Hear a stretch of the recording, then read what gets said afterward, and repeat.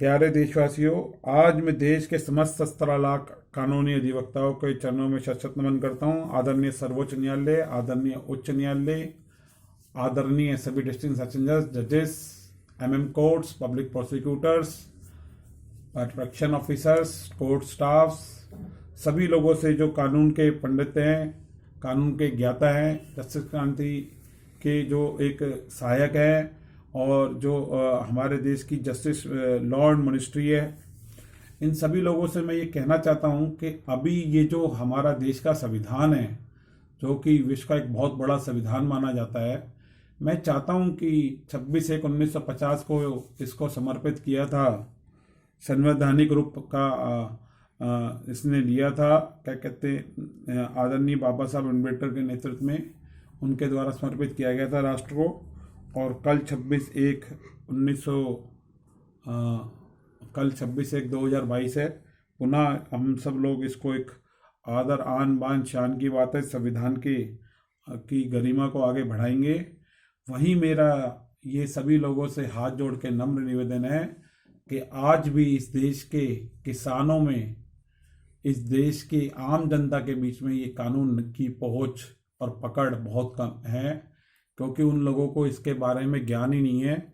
मैं सभी देश के मुख्यमंत्री, आदरणीय देश के प्रधानमंत्री, लॉ मिनिस्टर, सबसे ये प्रार्थना करता हूँ कि वो जन जन तक ऐसा अभियान चलाएं।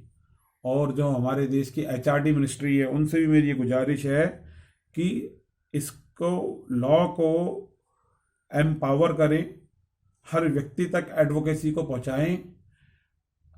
देश का यही मूल मंत्र होना चाहिए। आने वाले कल जैसे 26/1/2022 को मैं चाहता हूं कि जरूर कुछ ना कुछ ऐसे प्रयास हों, जब पूरा भारत करवट बदल रहा है, कि 8वीं क्लास के अंदर ये शिक्षा का विषय बन जाए लॉ। थोड़ी थोड़ी जानकारी बच्चों को आनी शुरू हो जाए, बेसिक जानकारी, जहां इस देश के अंदर एक बहुत बड़ा वर्ग आज भी अनएजुकेटेड है, शिक्षा के क्षेत्र से दूर है। फ्री न्यायिक प्रक्रिया की मांग मैं करता हूं 26/1/2022 को, हर वर्ग के आदमी के लिए। देश के अंदर फ्री चिकित्सा, फ्री शिक्षा, फ्री न्यायिक प्रक्रिया, फ्री आवास। मैं ये नहीं कहता कि इसको कोई पार्टी के से जोड़ के देखा जाए। मैं चाहता हूं कि राष्ट्र के अंदर एक संवैधानिक अधिकार होना चाहिए इसका, और इसके लिए कुछ व्यवस्था होनी चाहिए आने वाले समय में। कम से कम फ्री शिक्षा और फ्री न्यायिक प्रक्रिया और फ्री चिकित्सा, ये जरूर मैंने होनी चाहिए।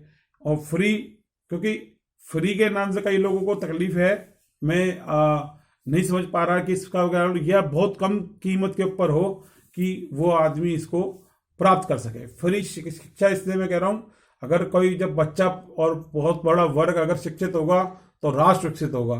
फ्री न्यायिक प्रक्रिया इसलिए कह रहा हूँ कि जब लोगों को अपने न्याय का बारे में अधिकार होगा, न्यायिक व्यवस्था के प्रति उनका विश्वास बढ़ेगा, और कम और सीमित समय में उसको इंसाफ मिल सकेगा, और उसको खुद न्याय की जानकारी होगी, और अपने आसपास के समाज को वो न्याय के प्रति जागृत कर पाएगा, संविधान के प्रति जागृत करेगा, तो क्राइम रेट एकदम कम आ जाएगा।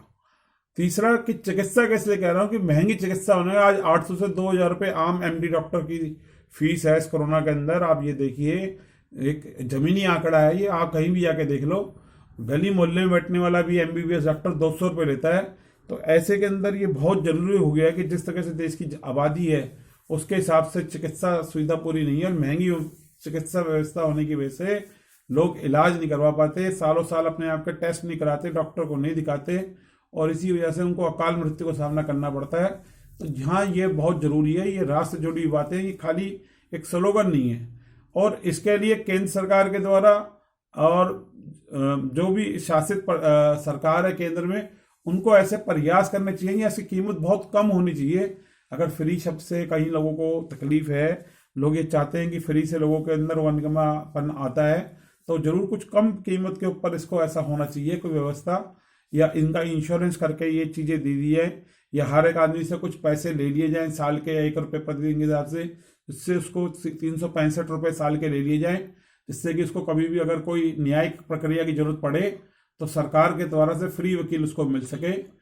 ऐसे ही चिकित्सा व्यवस्था का 1 रुपये प्रतिदिन ले लिया जाए, उसको फ्री चिकित्सा मिल सके, इसी बात पूरी कंप्लीट उसका व्यवहार, इस तरह की कुछ व्यवस्था सरकार को लानी चाहिए, सोचना चाहिए।